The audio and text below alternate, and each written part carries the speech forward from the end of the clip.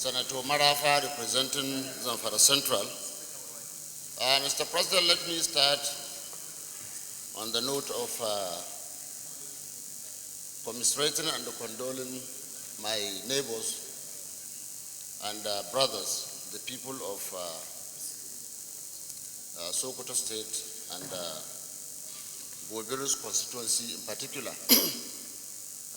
It is a very sad event,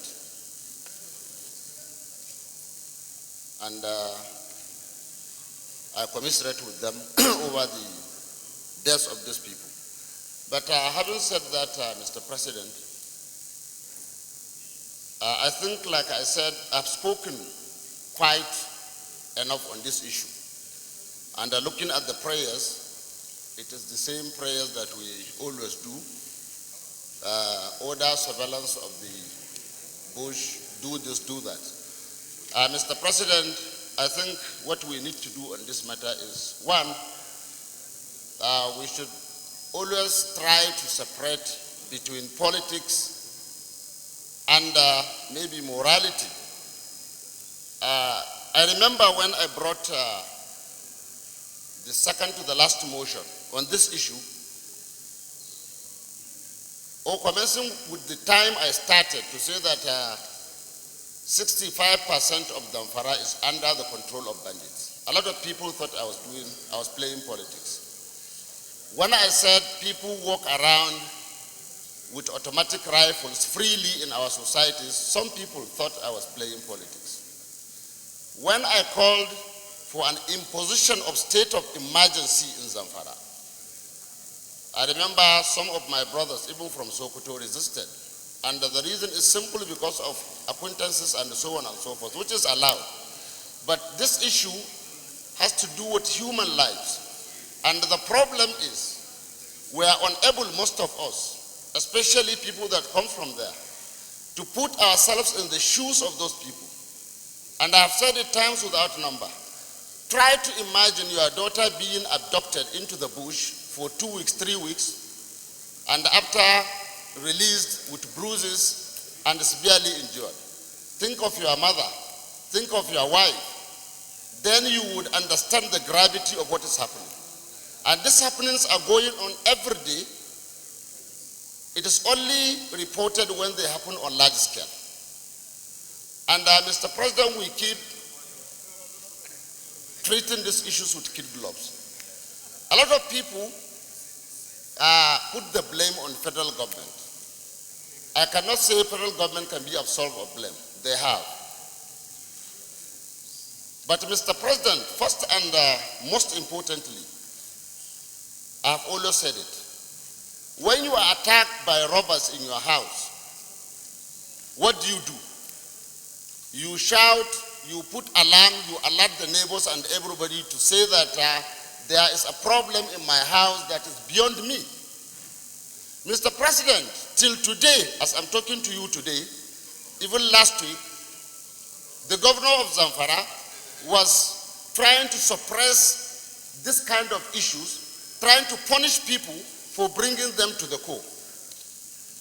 Somebody said there is this problem and there is that problem, and he was querying, why are you embarrassing government? And that is where I have grounds with this thing. Ordinarily, I would have thought that, yes, you have done your best and there is very little you can do now. But when you start to punish people that bring these issues to front burner, then I begin to question your honesty and sincerity on the issue.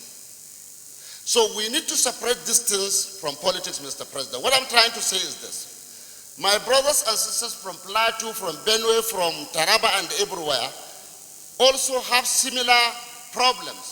And anytime they come up, you hear Fulani herdsmen issues. And I have always cautioned, this is one of the divisive tendencies that we have. Let us give this issue the name it requires so that we all can be united in fighting it. Now, would somebody now tell me that it is Fulani herdsmen that killed these people in Sokoto? And if it is yes, it is Fulani herdsmen, now it is now proven beyond reasonable doubt that these Fulanis are not killing people in Plateau, or in Benue because they are Christians. Because 100% of the people killed in Sokoto, they are all Muslims. Who killed them?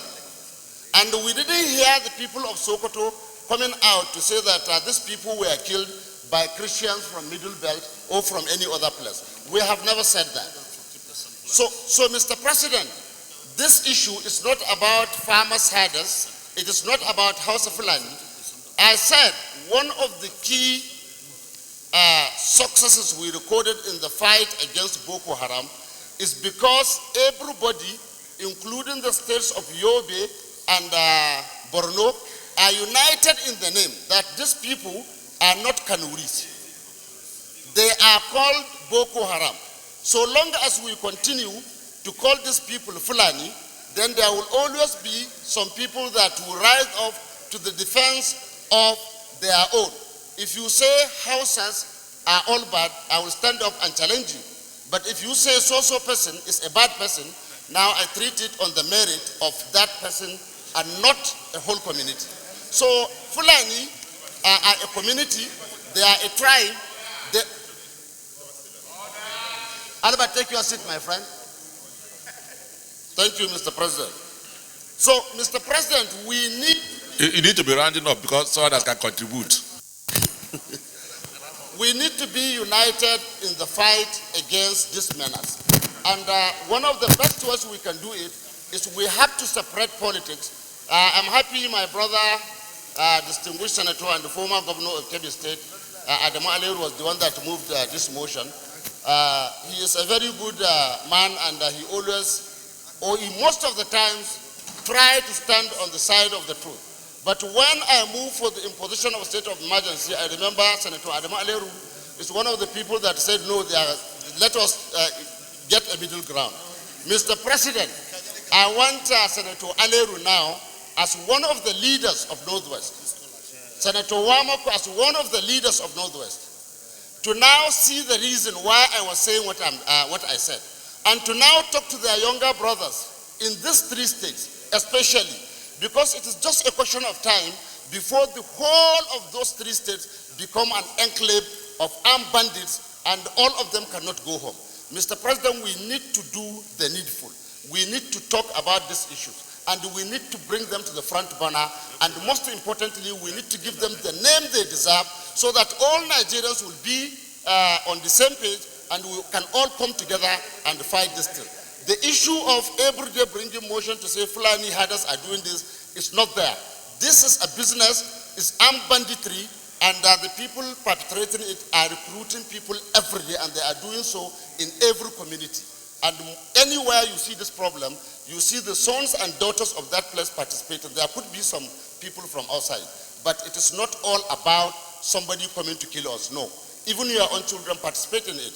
Mr. President, I once again commiserate with them, but when we get to the prayer, we need to do more than what is content, because it's just not about NEMA. It's just not about...